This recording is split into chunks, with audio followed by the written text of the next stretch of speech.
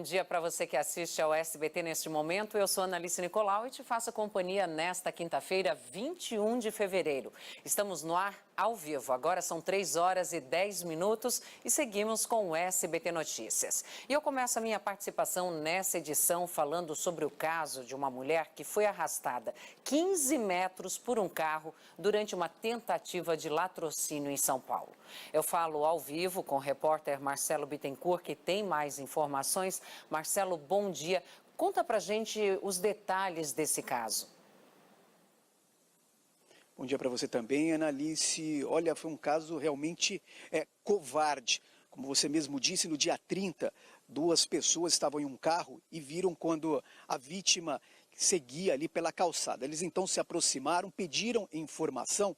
Foi quando a vítima se aproximou, ela teve a bolsa roubada, só que a alça da bolsa ficou presa à vítima e ela foi arrastada por cerca de 15 metros. Essa mulher ela foi levada até um hospital da região e permaneceu internada aí por cerca de 2 semanas. Só que uma testemunha passou informações, Ana, de detalhes do carro, desse veículo preto. Inclusive, câmeras de segurança registraram toda a ação. E os policiais, os investigadores, conseguiram, então, levantar a placa e chegaram até o endereço. No início da manhã de ontem, a polícia foi até esta residência e lá acabou prendendo o Flávio Canova Brito, de 34 anos. Ele não teve como negar o crime. Agora, detalhe, ele estava usando o carro no dia desse assalto, dessa tentativa aí de latrocínio, o carro da mãe.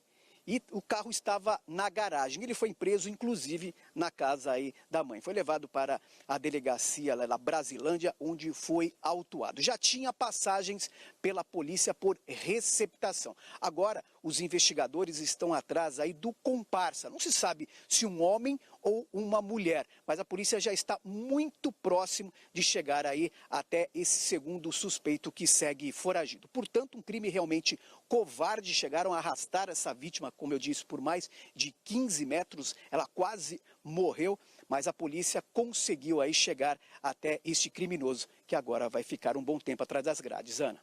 Obrigada, Marcelo. Marcelo Bittencourt, continue aí com a gente. Marcelo, qualquer novidade é só chamar. A polícia estourou um desmanche ilegal de carros no Jaçanã, zona norte de São Paulo. 6 pessoas foram presas em flagrante. Policiais do DEIC que passavam em frente ao local estranharam a movimentação e pediram reforço policial. Os agentes então invadiram a área e encontraram diversas peças de carros. Um automóvel que tinha acabado de ser roubado pela quadrilha estava sendo desmontado. Segundo a polícia, a maioria dos presos já tinha antecedentes criminais. Eles foram autuados por receptação qualificada e associação criminosa. Nesta quinta, o grupo deve passar por audiência de custódia.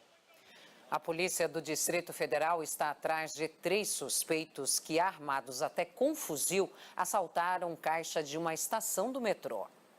O crime surpreendeu os moradores de Águas Claras. Geralmente a gente pensa, Águas Claras é bem seguro, né? Não esperava que isso pudesse acontecer aqui, porque eu vejo essa região uma região muito segura.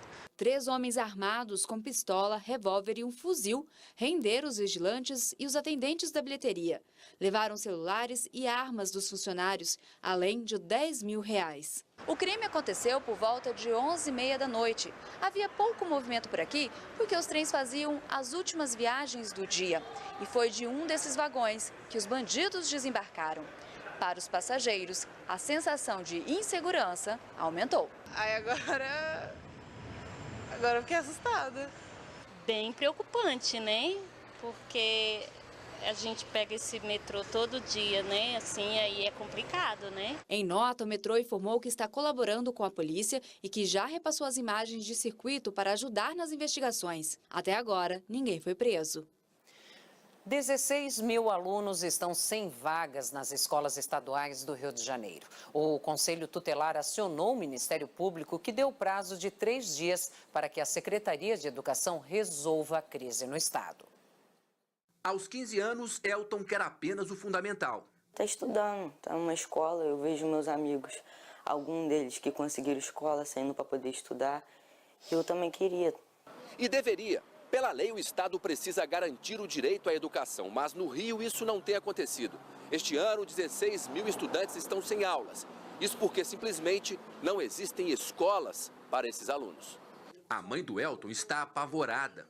Eu nunca pude imaginar eu passar por tudo isso, não é? Eu chegar ao ponto de implorar uma vaga para o meu filho estudar. Depois de receber muitas reclamações de pais e mães, o Conselho Tutelar acionou o Ministério Público. Uma situação de calamidade pública na educação. É um direito constitucional, o direito à educação, e a gente está aí com esse direito violado. O Ministério Público já recomendou ao governo do estado medidas para resolver a situação. A Secretaria de Educação anunciou que pelo menos 12 novas escolas serão construídas até o final do ano. Nós montamos uma força-tarefa na Secretaria para que contratasse ainda mais a carga horária livre dos nossos professores para abrir mais turmas. A gente está fazendo um chamamento público para que escolas ou universidades que tenham salas de aulas ociosas possam alugar para a Secretaria. E, em último caso, se a Justiça autorizar, nós contrataremos essas vagas nas escolas particulares para que os nossos alunos estudem. Uma pesquisa aponta que metade dos brasileiros recém-formados não conseguem emprego. Além disso, entre os ocupados, a pesquisa mostra que 2 em cada 10 não trabalham na área de formação. Tatiana é assistente neste escritório, um trabalho bem diferente do que ela sonhou. A jovem de 33 anos se formou em serviço social no ano passado e quer trabalhar na área hospitalar. Não consegui porque não tinha um curso de gestão e não tinha experiência na área específica da saúde. São anos de estudo, estágios, até o momento tão sonhado, a formatura. Mas segundo uma pesquisa do Núcleo Brasileiro de Estágios, só 25% dos formados conseguiram emprego na área de formação. O principal motivo é a falta de experiência. A coordenadora da Universidade da Amazônia orienta o estudante a se inscrever nos programas de trainee das empresas. Para isso, ele precisa ter experiência anterior em estágio e dominar o inglês. Segundo a pesquisa feita entre 2014 e 2018, mais de 92% dos universitários nunca concorreram a uma dessas vagas. Ele precisa ver o estágio não somente como uma forma de ter uma renda, mas principalmente como uma forma de aprendizado, dele fazer a relação entre a teoria e a prática. Se ele entender isso, ele vai passar a sua vida acadêmica se qualificando. É o que a Tatiana está buscando. Estou fazendo a pós-graduação agora para tentar me especializar mais na área, para ver se conseguir outras oportunidades. Você vai ver a seguir. Jovem relata em rede social drama que viveu dentro de casa ao ser abusada sexualmente pelo padrasto durante 8 anos. Em Manaus, ginecologista é afastado do cargo após agredir grávida durante trabalho de parto. E a Marinha Mexicana encontra mais de 600 quilos de cocaína em barco em alto mar e divulga vídeo de perseguição a traficantes. O SBT Notícias volta já, não saia daí.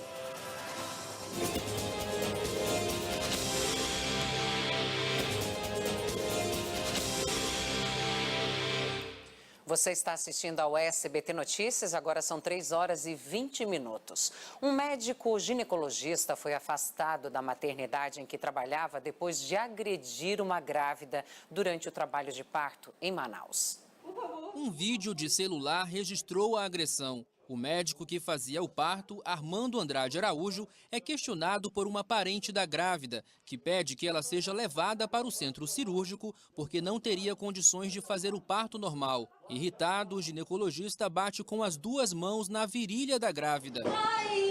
A agressão aconteceu há 9 meses, mas o vídeo só foi divulgado agora. A gestante, de 17 anos, teve o bebê dias depois. A criança nasceu sem problemas e está bem. Nesta quarta-feira, a mãe foi à delegacia da mulher em Manaus para registrar um boletim de ocorrência.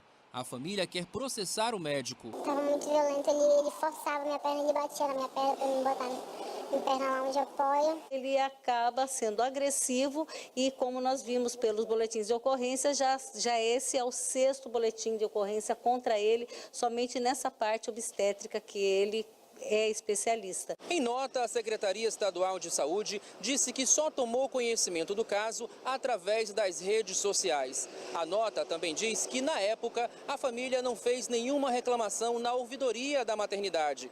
Mas a Suzane disse que vai pedir o afastamento do profissional de saúde, que inclusive já responde por um processo administrativo por negligência médica. Armando Andrade é suspeito da morte de uma jovem de 17 anos e do bebê dela, em novembro do ano passado, na mesma maternidade. Ela morreu depois de 3 dias internada. O médico chegou a ser preso em 2015, acusado de integrar uma quadrilha que cobrava para fazer partos e outros procedimentos ginecológicos em maternidades públicas de Manaus. Nossa equipe tentou entrar em contato com o ginecologista, mas não teve retorno. A polícia prendeu a mulher de um eletricista assassinado a tiros no Espírito Santo. Ela é apontada como a mandante do crime que aconteceu em janeiro deste ano. Iraci Bezerra Miranda foi presa na casa dos próprios pais, na capital do estado. Ela teria arquitetado a ação que terminou na morte do então marido Luiz Carlos Devens, de 49 anos. Os autores do crime também foram presos no município de Serra. O eletricista foi morto quando chegava em casa, acompanhado da esposa. Ele foi rendido e levado até o quintal, onde foi baleado na cabeça. E a polícia do Rio de Janeiro indiciou por tentativa de feminicídio o empresário suspeito de agredir a esposa em dezembro do ano passado por não aceitar o fim do relacionamento. Fábio Tuffi Felipe foi acusado de agredir a esposa com socos e chutes durante 3 horas. O empresário, que é filho do presidente da Câmara de Vereadores do Rio de Janeiro, chegou a ser preso no mês passado, mas foi solto. Por determinação da Justiça, ele não pode se aproximar da mulher e de parentes dela. Agora uma história revoltante. Uma jovem usou as redes sociais para denunciar o padrasto por tortura e estupro. Os abusos aconteceram durante anos. Falar sobre o assunto, mesmo depois de divulgado na rede social, ainda é difícil. Essa jovem de 21 anos foi abusada sexualmente pelo padrasto Tiago Oliveira Alves desde os 12 anos, no município de Camaçari. Isso aqui eu cortei, não foi mais nem para me suicidar, foi porque eu tinha raiva de mim mesma, então eu cortei porque eu queria sentir aquela dor saindo de alguma forma de mim, porque eu precisava colocar para fora o que eu estava sentindo. Hoje a história dela é conhecida por pessoas que a seguem na rede social, onde postou os abusos que sofria. Os relatos são de dar nó na garganta. Eu era usada como um lixo. Já abortei diversas vezes e nunca pude ir no médico.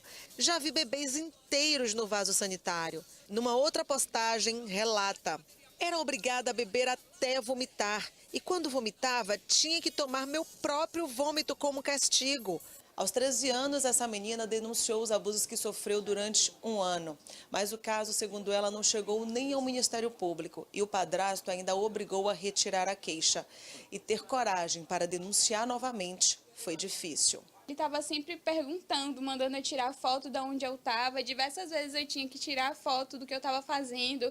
E eu tinha que fazer tudo naquele tempo real. Então, por mais que eu estivesse livre, não foi um cárcere. Ao mesmo tempo eu estava presa. Eva é estudante de Direito e foi nas leis que encontrou a esperança para a libertação. Eu imaginei que se um dia eu fosse livre, eu queria fazer alguma coisa que eu gostasse. E o direito, ele traz isso para mim. Mesmo que eu não vivesse aquilo, as leis e tudo que eu lia, eu sabia que ainda tinha algo que eu poderia fazer. Mesmo que não fosse por mim, mas por outras pessoas. Estagiando no fórum, encontrou apoio de juízes e denunciou novamente o padrasto.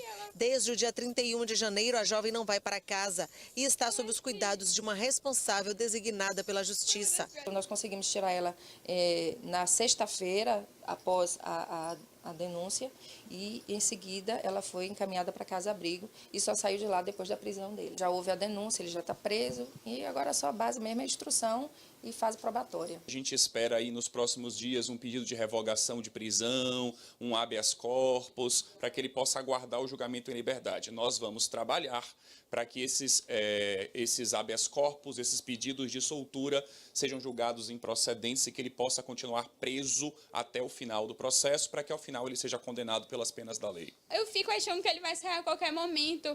Eu preciso voltar para a faculdade, para o estágio, mas eu não consigo. Eu tenho medo de andar na rua, eu não consigo ter uma vida normal. E por enquanto eu só consigo pensar em justiça, eu não consigo te dizer, olha, eu vou fazer isso, eu vou ser forte de agora em diante, eu não consigo te dizer isso. Eu só penso em continuar a faculdade, eu só penso em continuar o estágio, mas eu não sei até que ponto eu vou estar segura e até que ponto eu vou conseguir voltar à vida normal. A polícia de Mogi das Cruzes, na Grande São Paulo, está atrás do homem acusado de matar uma jovem em janeiro deste ano. O suspeito é sobrinho de um pastor que está preso por envolvimento no crime. Mirelle Peixoto Teodoro, de 22 anos, foi encontrada morta em uma região de mata no mês passado. Ela era ex-nora do pastor Adir Neto Teodoro, de 58 anos. Ele foi preso por ser o suposto mandante do assassinato da jovem. Câmeras de segurança registraram o encontro dos dois, momentos antes dela ser morta com 3 tiros na cabeça. Essas são as últimas imagens de Mirelle com vida. Agora, por meio de um trabalho de investigação e quebra de sigilo telefônico, a polícia chegou até mais um suspeito, que seria o autor dos disparos. Abraão Rodrigues Silva, sobrinho do pastor. Abraão tem diversas passagens pela polícia pelos crimes de roubo, receptação e porte ilegal de arma de fogo. No momento, ele é considerado foragido da justiça. Em julgamento no Supremo Tribunal Federal, o ministro Celso de Mello votou para enquadrar a homofobia e a transfobia como crime de racismo até que o Congresso aprove uma lei específica sobre o tema. A sessão deve ser retomada nesta quinta com o voto do ministro Edson Fachin. E vamos às notícias internacionais. A polícia de Chicago declarou o ator americano Jussie Smollett como suspeito de ter planejado o ataque, do qual ele diz ter sido acusado vítima. de planejar o ataque.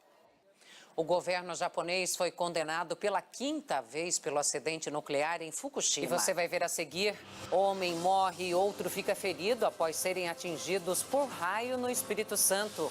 No Rio, o adolescente de 17 anos é apreendido ao matar taxista com um tiro na cabeça. E 57 milhões de reais do Flamengo devem ser bloqueados a pedido do Ministério Público. O objetivo é garantir a indenização das famílias das vítimas. O SBT Notícias volta já já.